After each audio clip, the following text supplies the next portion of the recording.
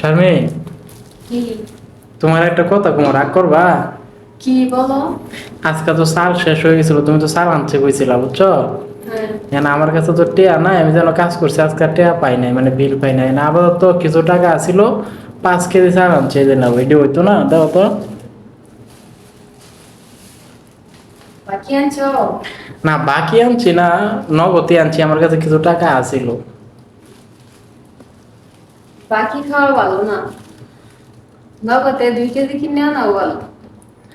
আর না বিশেষ করে তোমার কাছে আমি দিনেতে এক বেলা খাইলে আমার শান্তি লাগে। তাই? সংসারের মধ্যে দিন সম্পর্ক মনে করো ভালো থাকে, দুজনের মনে এক থাকে, বিশ্বাস থাকে, তাহলে মনে করো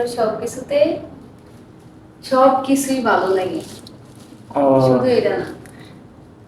না, তোমার কথা শুনে অনেকটাই খুশি হইলাম। অনেক অনেক বেটেন আছে না যে কয় তুমি এটা আনছো কে, অল্প আনছো কে, আমার বেশি দরকার, এটা আনলা না কে, এই সেই।